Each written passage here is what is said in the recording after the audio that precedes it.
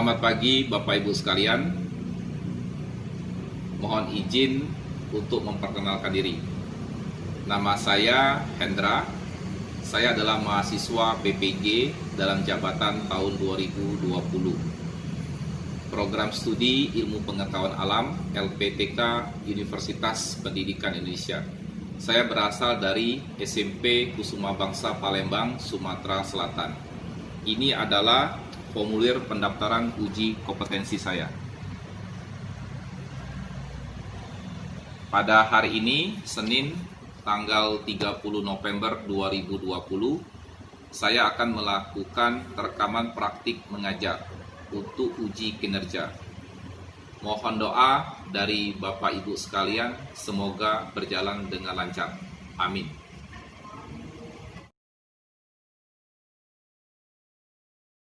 Selamat pagi 7A. Pagi, Selamat Pak. pagi, Pak. Pagi, Pak. Pagi, Pak. Pak. Oke, semangat ya. Oke, pagi-pagi harus tetap semangat ya. Oke, adakah yang olahraga pagi sebelum memulai pelajaran Pak ini? Tidak, Pak. Oh enggak ya, langsung bangun, langsung siap-siap untuk mengikuti pelajaran ya. Ya, Pak. Oke. Sebelum kita memulai ya, coba Pak minta Regen ya. Regen ajak teman-temannya Regen untuk pimpin doa sebelum kita memulai pertemuan kita pada hari ini. Silakan Regen. Baik, Pak. Sebelum kita memulai pelajaran, ada baiknya kita berdoa dulu. Berdoa, mulai. Oke, terima kasih Regen ya atas doanya Regen ya. Pak akan mengecek ya, selanjutnya Pak akan mengecek kehadiran dari teman-teman di kelas 7A pada hari ini ya. Apakah ada temannya yang tidak hadir Siva hari ini? Enggak ada, Pak. Oke, semuanya hadir ya. Semuanya dalam keadaan yang sehat ya. Oke, hari ini ya kita akan belajar ya satu bab yang baru ya, satu bab yang baru. Kemarin kan kita sudah belajar babnya mengenai suhu dan pemuaian. Nah, hari ini Pak akan mengajarkan satu bab yang baru ya. Pak akan share screen ya. Nah, nama babnya itu adalah kalor dan perpindahannya. Nah, ini. Nah, sebelum Pak memulai menjelaskan ya mengenai bab kalor dan perpindahannya ya, Pak akan bertanya nih sama salah satu dari temannya ya. Mungkin Pak tanya sama Adila nih, Adila, waktu kemarin kan kita sudah belajar Adila mengenai bab suhu dan pemuaian Adila. Nah, sekarang Pak mau tanya nih Adila. Kira-kira menurut Adila ya, apakah kalor itu sama Adila dengan suhu Adila? Silakan Adila. Kalor adalah energi yang berpindah, sementara suhu hanyalah ukuran untuk menyatakan tingkat panas dan dingin dari sesuatu. Jadi jika ditanya kalor apakah sama dengan suhu, jawabannya tidak sama karena kalor cenderung panas, sedangkan suhu itu bisa panas, medium, ataupun dingin. Dan juga terdapat perbedaan pada satuannya. Satuan kalor adalah Joule, sedangkan satuan suhu adalah Celcius. Oke ya, lengkap sekali ya sampai dengan satuannya ya. Oke, yang berarti kesimpulannya kalor itu tidak sama ya dengan suhu ya Adila ya, seperti itu ya. Ya, Pak. Oke, nah yang perlu Pak tambahin ya, selain satuannya dari kalor itu adalah Joule ya, satuan dari kalor itu juga bisa nanti kalori ya. Nanti kita akan belajar lebih lanjut. Kemudian suhu ya, kemarin kita sudah belajar ya. Satuannya bukan hanya Celcius ya, tapi bisa juga Reaumur, kemudian Fahrenheit, kemudian bisa juga Kelvin ya, seperti itu. Oke, terima kasih Adila ya, akan membacakan dulu tujuan pembelajaran ya, tujuan pembelajaran kita pada hari ini. Nah, jadi ada 4 ya, ada 4 hal ya yang harus kita capai nih dalam pembelajaran kita pada hari ini.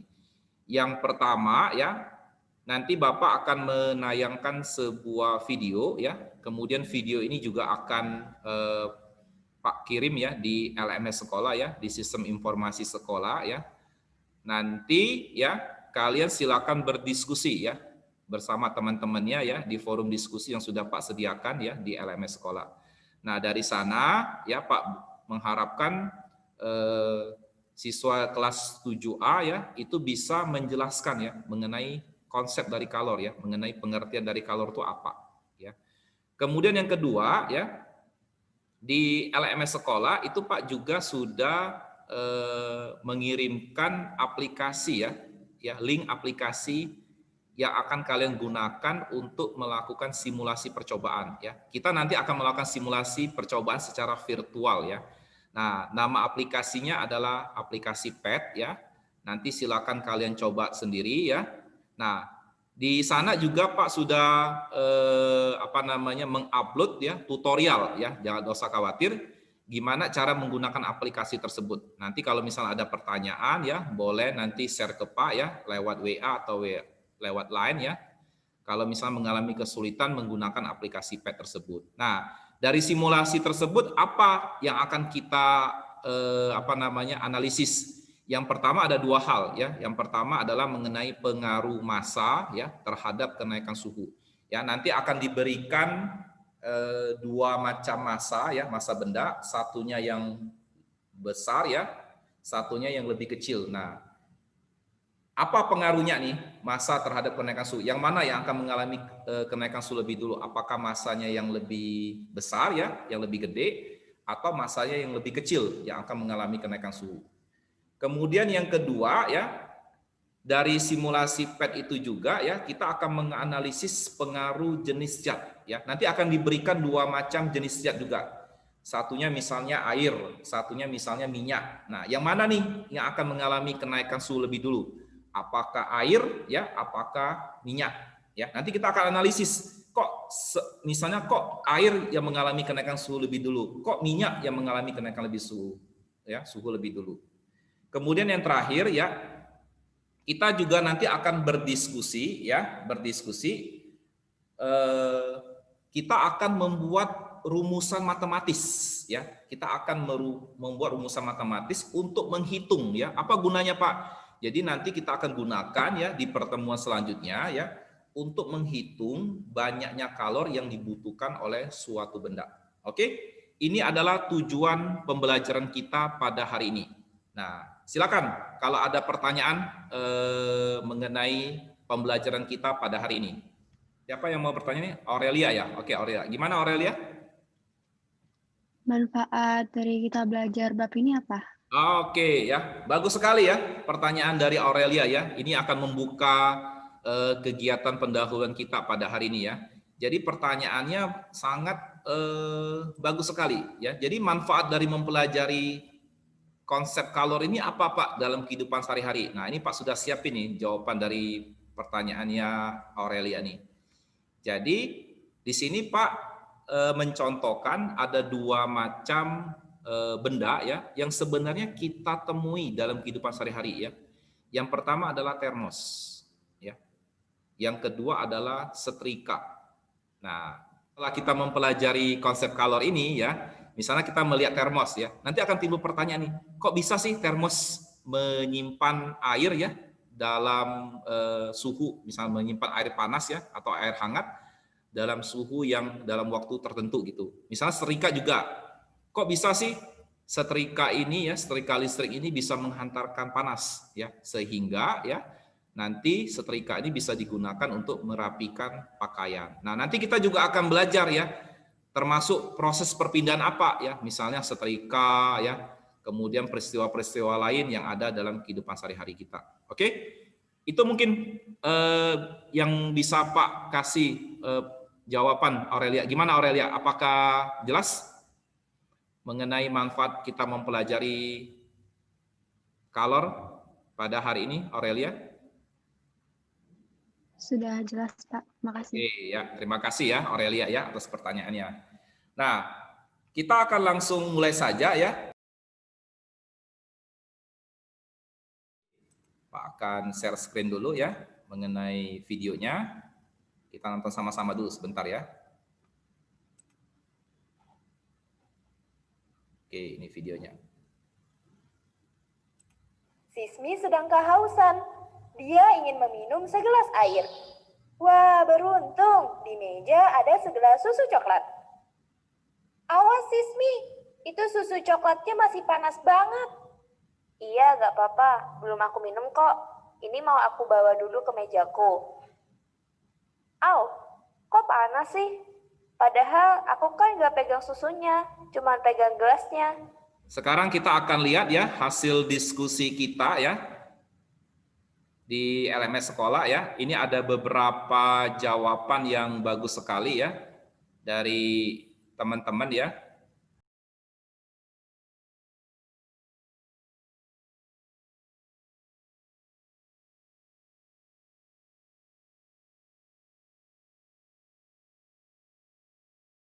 Tayangkan tadi, silakan kalau ada teman-temannya yang mau mengutarakan pendapatnya. Askia, mungkin Askia, gimana Askia? Saya, Pak. Ya, Pak. Oke, silakan Askia. Pada saat Sismi menyentuh gelas panas, akan terjadi aliran kalor dari gelas panas ke tangan Sismi karena perbedaan suhu antara gelas dan tangan Sismi sehingga tangan Sismi terasa panas. Oke, ya, bagus sekali ya Askia ya. Jadi dari pernyataan Askia ini ya, kita bisa tahu bahwa kalor itu ya, dia bisa mengalir ya. Mengalirnya dari mana? Karena kalor itu adalah salah satu bentuk energi ya. Jadi dia akan mengalir dari benda yang bersuhu panas ya. Dalam hal ini apa Askia yang bersuhu panas nih Askia? Nah, coklat yang panas itu kamu anggap sebagai benda yang bersuhu tinggi ya. Kemudian dia mengalirnya kemana nih Askia tadi ceritanya nih? Mengalirnya ke Tangan mana? Sismi. Ke tangannya sih? Tangan Sismi. Ke tangan Sismi. Nah, jadi tangan Sisminya itu kita anggap sebagai benda yang bersuhu rendah ya. Jadi dia bisa mengalir ya, mengalirnya dari benda yang bersuhu tinggi ya ke benda yang bersuhu rendah. Oke, terima kasih Askia ya. Sangat bagus sekali ya dari pendapat dari Askia ya. Oke, selanjutnya ya kita akan sama-sama ya, kita akan sama-sama mendiskusikan ya mengenai LKPD ya, lembar kerja yang sudah Pak share ya di LMS sekolah ya, yang kemarin sudah kalian diskusikan sama-sama ya. Kita akan lihat untuk LKPD yang pertama, kita akan bahas dulu. Yang pertama itu adalah, ini yang pertama, kalor itu berpindah ya dari benda yang bersuhu apa ke benda yang bersuhu apa. Silakan nih. Apakah ada yang mau berpendapat? Saya, Pak. Siapa nih? Arik ya? Oke, Arik. Silakan Ya, Arik. Pak. Mana Arik? Kalor berpindah dari benda yang bersuhu tinggi ke benda yang bersuhu rendah. Oke, ya. Bagus sekali ya. Jadi sesuai dengan pernyataan juga yang tadi dikemukakan oleh Askia ya, bahwa benda kalor itu berpindah ya dari benda yang bersuhu tinggi ya ke benda yang bersuhu rendah. Oke, terima kasih Arik ya. Oke, selanjutnya ya kita akan melakukan simulasi percobaan ya.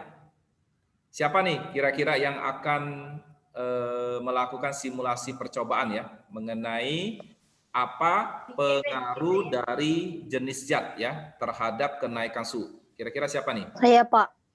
Saya, Pak. Rifat ya? Oke, Rifat. Iya, Pak. Kelihatan ya. Aplikasinya belum ya? Ini Oke, sudah. Silakan. kita taruh air sama olive oil. Kita hidupin, taruh termometer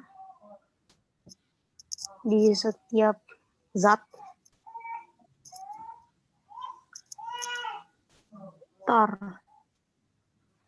Nih, kita panaskan. Oke, setelah diamati, kira-kira yang mana yang akan mengalami kenaikan suhu lebih dulu, Rifat? Sepertinya olive oil, Pak. Oke, ya. Jadi dari simulasi yang dilakukan oleh Rifat, kita bisa tahu bahwa olive oil itu mengalami kenaikan suhu lebih dulu. Oke, terima kasih Rifat ya. Simulasi yang sangat bagus sekali ya. Lancar ya menggunakan aplikasi pad-nya, tidak ada masalah ya. Oke, Rifat. Iya, Pak.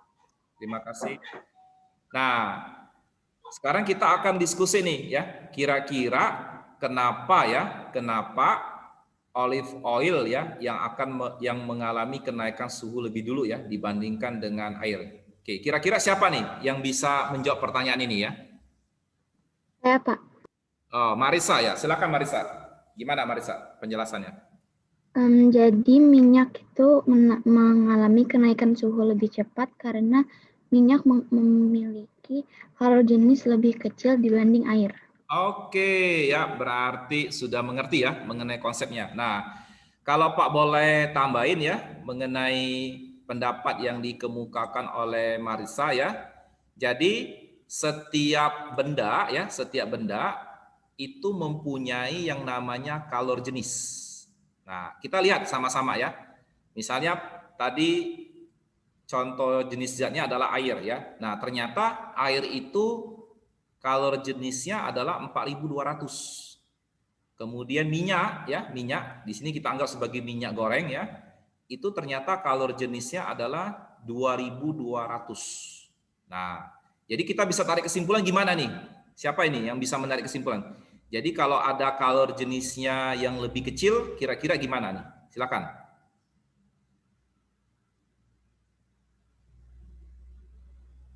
Kalor jenis yang memiliki benda yang memiliki kalor jenis lebih kecil akan mengalami kenaikan suhu lebih cepat, Pak. Ya benar ya. Jadi sesuai dengan pernyataan tadi ya yang dikemukakan oleh Marisa ya. Jadi kalau benda yang memiliki kalor jenisnya lebih kecil ya, otomatis dia akan mengalami kenaikan suhu lebih dulu ya atau lebih cepat ya dibandingkan dengan benda yang memiliki kalor jenis yang lebih besar. Oke, terima kasih. Sangat bagus sekali Marisa ya. Selanjutnya kita akan menganalisis ya mengenai pengaruh massa ya, massa benda. Yang mana nih kira-kira yang akan mengalami kenaikan suhu lebih dulu? Apakah massa benda yang 200 gram ya atau massa benda yang 100 gram? Oke, silakan nih siapa yang ingin berpendapat?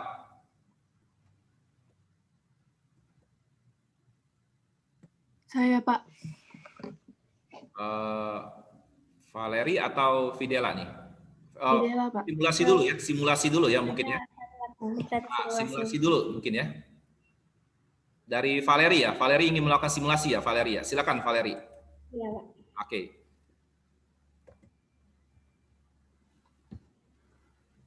Silakan di-share, sudah Pak buka Valeri? Nanti dijelasin sama teman-temannya Valeri ya, gimana prosesnya? Iya. Pertama kita pilih satu zat, saya pilih olive oil, dan kita masukkan brick sebagai yang 100 gram. Kita hidupin energi simbol dan link heaternya, dan taruh termometer di sini. Kita ke heat dan hidupkan stopwatch. Oh, stopwatchnya gunain apa? Dari mana? Dari HP atau apa? Dari HP. Oh, dari HP ya. Berarti kita menggunakan satu alat lagi ya, yang real ya. Oke. Kira-kira berapa nih Valeri setelah kamu hitung nih Valeri waktunya yang dibutuhkan? Sekitar 41 sampai 42 detik, Pak. Oke ya. Ini yang sudah dilakukan oleh si Valeri tadi ya. Oke, jadi sekitar 41 atau 42. Oke, sekarang yang kedua nih, dicoba yang kedua. Kalau sudah, kita keluarin bricknya dan masukin iron sebagai yang 200 gram. Berarti ini masanya yang lebih besar ya? Iya, Pak. Dan kita ke cold biar dia ke suhu awalnya. Awal ya, atau suhu normalnya ya. Oke, benar sekali ya.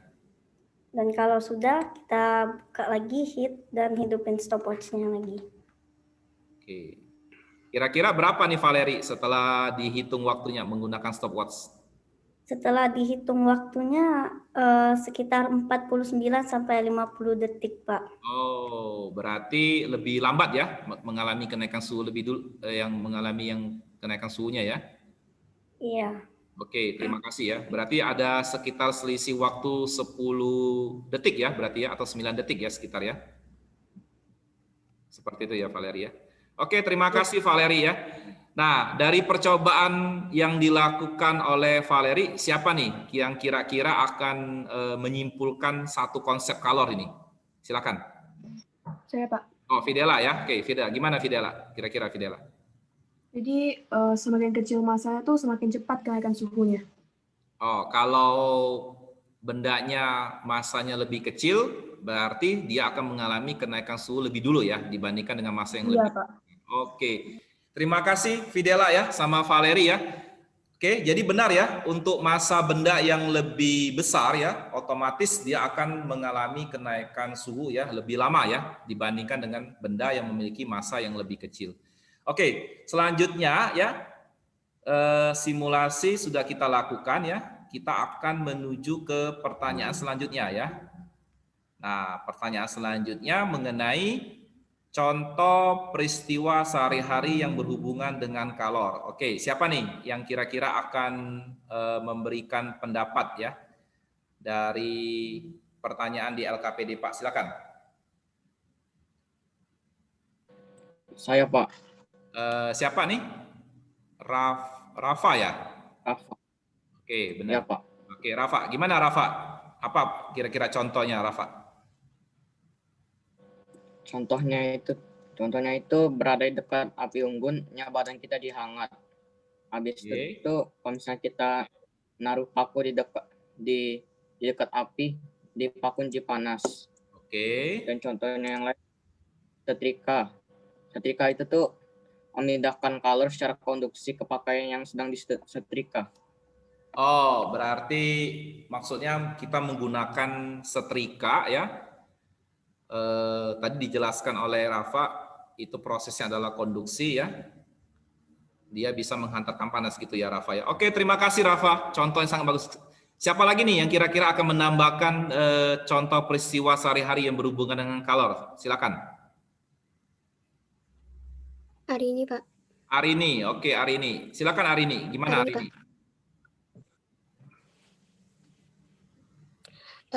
Mentega yang meleleh saat dipanaskan, mengaduk teh panas dengan sendok besi. Oh, benar sekali ya. Berarti pada saat mentega meleleh ya, pada saat dipanaskan ya, berarti ada pemberian kalor ya. Jadi dia akan mencair atau meleleh. Kemudian ada juga pada saat kita melihat orang mengaduk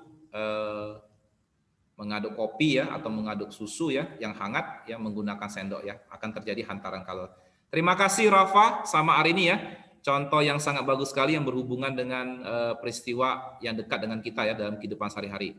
Oke, kira-kira ada pertanyaan sampai di sini? Silakan. Saya, Pak. Siapa nih yang mau bertanya nih? Catherine. Catherine, gimana Catherine? Gimana Catherine? Ada pertanyaan Catherine? Kalau paku yang dipanaskan termasuk kalor bukan? Oh, paku yang dipanaskan. Oke, tadi kalau menyimak pernyataan yang dikasih Rafa mungkin bisa menjawab. Siapa nih kira-kira yang bisa menjawab nih pertanyaan dari Catherine? Silakan nih. Siti Salsabila Azhara, Pak. Siti Salsabila. Oke, gimana Siti? Pertanyaan dari ini. Iya, karena itu termasuk konduksi. Konduksi adalah perpindahan kalor tanpa pergerakan zat perantaranya. Oh, berarti menurut Siti itu adalah salah satu contoh dari peristiwa konduksi atau hantaran ya. Oke, bagus sekali ya. Jadi Catherine, gimana Catherine? Apakah mengerti Catherine? Jadi peristiwa paku yang dipanaskan itu adalah salah satu contoh juga ya mengenai peristiwa kalor. Oke ya, Catherine ya.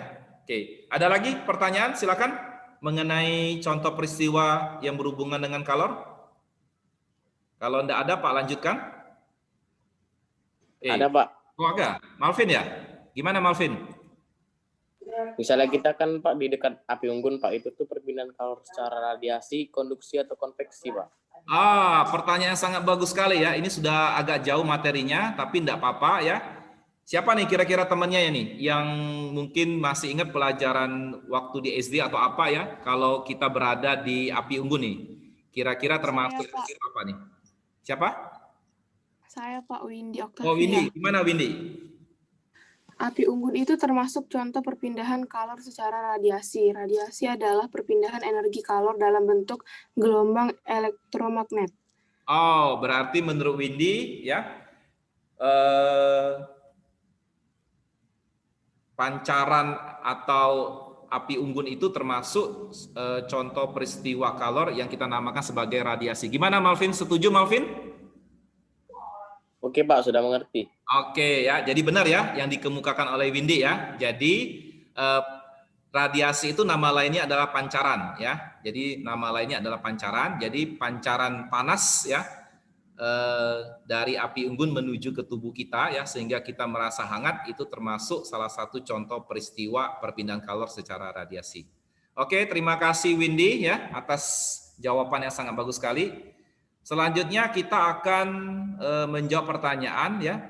Kira-kira faktor-faktor apa nih yang mempengaruhi banyaknya kalor yang diberikan pada suatu benda? Tadi kan teman-teman sudah melakukan simulasi ya. Ada yang melakukan oleh Rifat ya, kemudian ada yang dilakukan oleh si Valeri. Kira-kira siapa nih yang bisa menjawab pertanyaan ini? Silakan. Saya Pak Devina. Devina, oke Devina. Gimana Devina? Ada berapa faktor dulu Devina yang mempengaruhi banyaknya kalor Devina?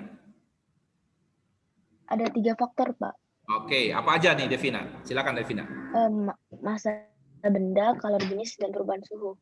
Oh, berarti ada 3, massa benda ya, yang dilakukan oleh si Valeri ya berarti ya tadi ya.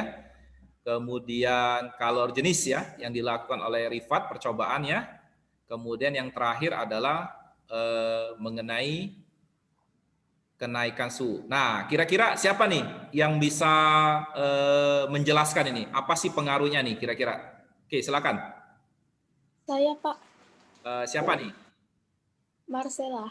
Marcella, gimana Marcella? Penjelasannya Marcella yang tadi oleh si Devina. Oke, silakan Marcella. Kalau massa benda, semakin besar massa benda, maka semakin besar kalor yang diperlukan. Kalau kalor jenis, semakin besar kalor jenis, semakin besar kalor yang diperlukan.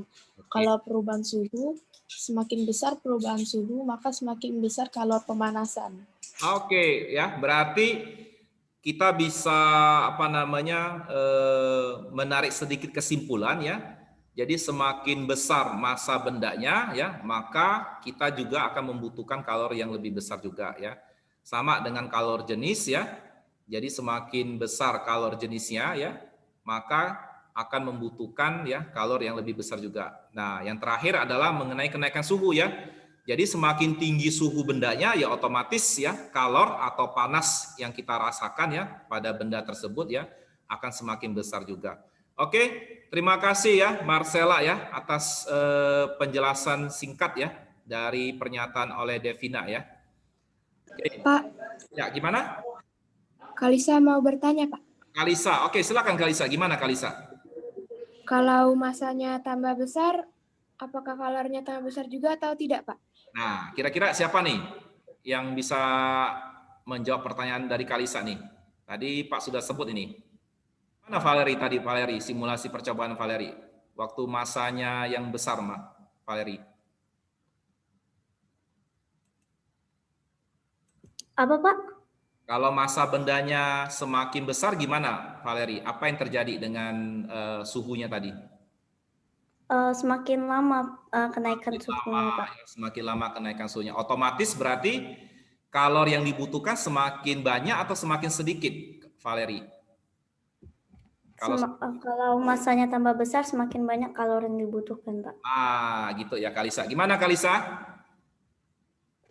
Sudah Pak, sudah ngerti. Oke ya, berarti benar ya. Tadi kalau menyimak simulasi yang dilakukan oleh Valeri tadi ya, waktu Valeri memakai massa bendanya yang lebih besar yang dianggap sebagai iron ya, itu dia akan membutuhkan ya waktu yang lebih lama ya, dan otomatis ya banyaknya kalori yang dibutuhkan oleh benda tersebut akan semakin besar juga. Oke. Nah, dari faktor-faktor ya yang mempengaruhi banyaknya kalor, kita kan punya satu tujuan akhir ya dari pembelajaran kita pada hari ini, yaitu Pak ingin kalian bisa merumuskan ya secara matematis ya mengenai konsep kalor ya. Nah, nanti kita akan gunakan rumusnya ini untuk menghitung banyaknya kalori yang dibutuhkan oleh suatu benda. Kira-kira siapa nih yang bisa membantu Pak untuk merumuskan secara matematis ya mengenai rumusan kalor yang kita akan tulis sama-sama nih. Gimana nih? Saya, Pak. Siapa? Aurel. Aurel. Mana Aurel? Sebentar ya, Aurel ya. Aurel. Gimana Aurel? Kira-kira rumusannya Aurel? Rumus kalor itu Q sama dengan M dikali C dikali delta T. Q itu kalor, M itu massa benda, C itu kalor jenis, dan delta T itu perubahan suhu. Berarti Aurel bisa merumuskan ya secara matematis ya dari pernyataan yang diberikan oleh Devina ya mengenai faktor-faktor yang mempengaruhi banyaknya kalori. Kalau Pak boleh tulis di papan tulis berarti tadi apa Q sama dengan apa tadi Aurel? M dikali C. M dikali dengan C dikali dengan? Dikali delta T. Delta T. Oke, benar ya? Ini rumusan matematis kita ya mengenai banyaknya kalori yang dibutuhkan oleh suatu benda. Jadi sesuai dengan pernyataannya ya. Jadi ini semuanya berbanding lurus. Jadi kalau massa bendanya semakin besar, otomatis kalori yang dibutuhkan juga semakin besar ya. Kemudian kalau kalori jenisnya semakin besar, otomatis kita juga membutuhkan kalori yang lebih banyak juga. Dan yang terakhir adalah kenaikan suhu ya. Kalau suhu bendanya tinggi ya, otomatis ya panas atau kalori yang dibutuhkan juga semakin besar ya atau semakin tinggi. Oke, terima kasih ya Aurel. Nah, sekarang pertanyaan Pak ya. Kalau misalnya Pak ingin ya mencari rumusan dari C, gimana nih kira-kira? Siapa yang bisa menjawab pertanyaan Pak nih? C sama dengan apa kira-kira? Mutia, Pak. Mutia, oke Mutia, gimana Mutia? Enggak apa-apa, dicoba dulu Mutia. Kira-kira apa Mutia rumusannya ke Mutia? Kalau misalnya masanya itu lebih besar, kalor jenis itu bakal jadi lebih kecil. Karena massa sama kalor jenisnya itu berbanding terbalik. Oh, berarti kalau Pak boleh tulis rumusnya, berarti apa nih kira-kira? C sama dengan apa? Berarti ini berbanding terbalik ya? Berarti ini M di sini, kemudian ini delta T-nya. Berarti yang di atas apa? Itu di atasnya itu Q. Oke. Jadi benar ya yang dikemukakan oleh Mutia ya. Massa bendanya itu lebih besar ya. Otomatis pengaruhnya dengan kalori jenis gimana? Maka kalori jenisnya akan semakin kecil ya. Oke, benar ya.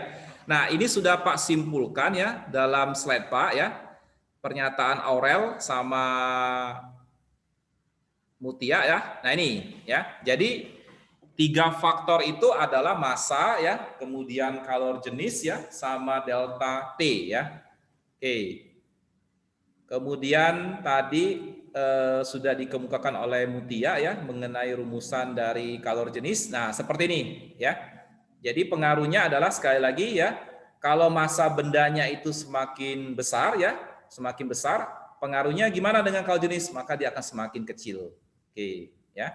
Itu adalah mengenai rumusan dari kalor jenis. Sekarang kalau misalnya Pak kepengen mencari rumusan dari massa benda, kira-kira siapa nih yang berpendapat ini? Kalau massa benda gimana massa benda? Saya, Pak. Siapa? Sasabila ya? Gimana Sasabila? Ya. Apa kira-kira Sasabila? Rumusnya itu massa sama dengan kalor per kalor jenis dikali delta T atau yang lebih dikenal dengan delta suhu, yaitu perubahan suhu. Nah, sekarang konsepnya gini gimana? Pak.